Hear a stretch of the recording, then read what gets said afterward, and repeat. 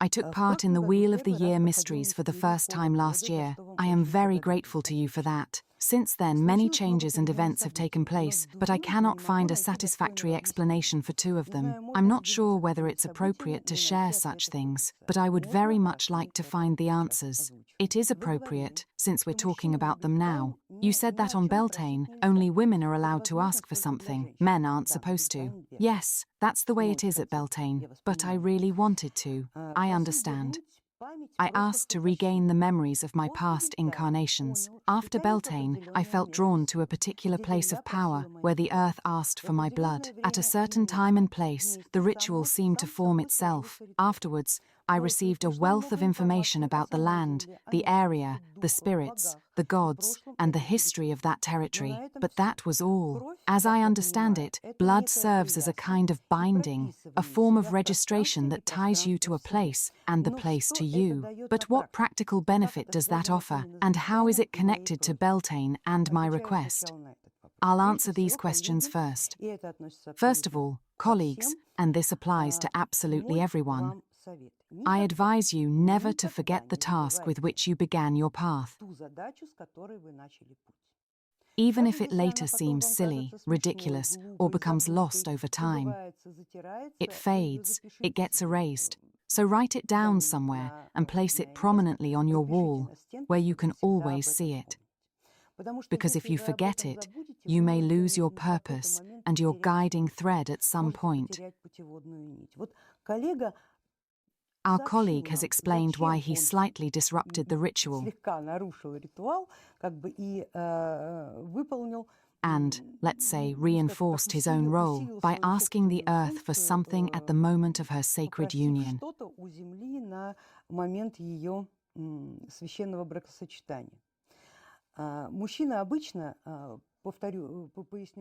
For those colleagues who may not be familiar with it, let me explain. Beltane is the moment when the earth joins with her husband. And here, men generally fulfill the role of guardians and protectors of this sacred union,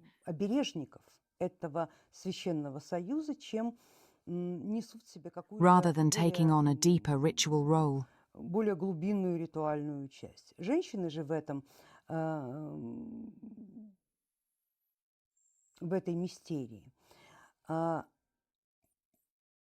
In this mystery, it is women who either take on, or pretend to embody, the aspect, projection, or avatar of Mother Earth herself.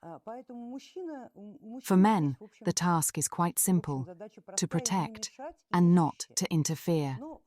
However, our colleague, carried along by the general current, asked to regain his memory and received a response. You asked for the memory of your past incarnations, and you were drawn to the earth where you might retrieve it.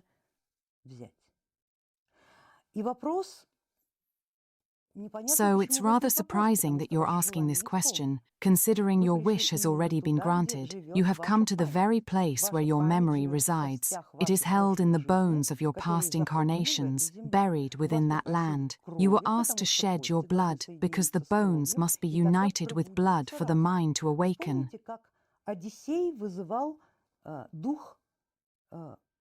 Remember how Odysseus summoned the spirit of the seer Tiresias. He had to offer blood to the shadow he called forth. In the same way, you needed to nourish with blood the shadow of your own incarnation, whose bones lie within that land. And everything was revealed to you quite clearly.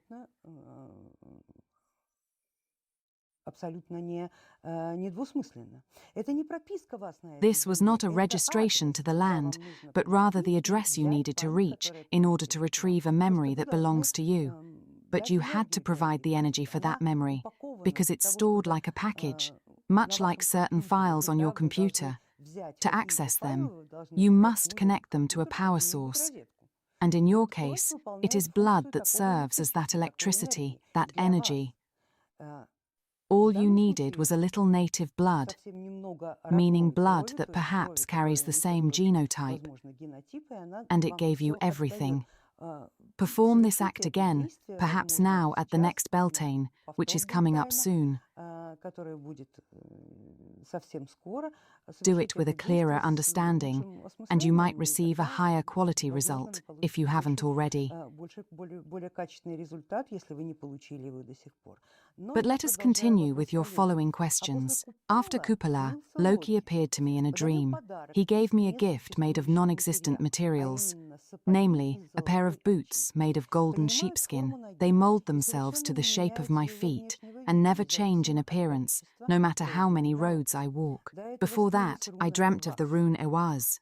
As I understand it, footwear is a symbol of freedom. But freedom from what? Are they a symbol of my new personal reality, or a kind of pass for traveling between worlds? Since I have been walking the path of darkness during the waning of the elements, does the fact that they never lose their appearance mean that my experience will not transform me?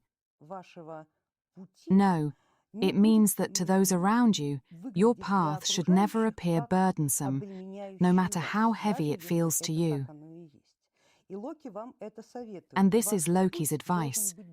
Your path must always seem bright to others, even though it is dark. No one should see your exhaustion. No one should witness your pain. Just as no one should be able to tell how far you have walked by looking at your boots. Loki is telling you, keep your face, no matter how difficult it becomes. The path of darkness is always one of pain, not happiness. And on such a path, it is all too easy to fall. And because you walk this path of darkness, not in a dark world, but among people, it is they who might point at you and say, look, he's done, he's finished. And for you, that might be the very thing that disarms you and knocks you down. This is precisely why Loki gave you this gift. Under no circumstances must you forget it. Don't lose your face. And continuing with your questions, does this mean Loki revealed my vulnerability, my susceptibility to external circumstances, and my inability to resist them? Yes, in part it does. And does it mean that no experience will affect me now? No, it will affect you, and quite strongly. It's simply that no one should be able to see it. Please comment on these two cases. They still won't let me go. I hope, colleague, that I have already commented on them for you, and that my words will help you walk your dark path with dignity. This path is never easy.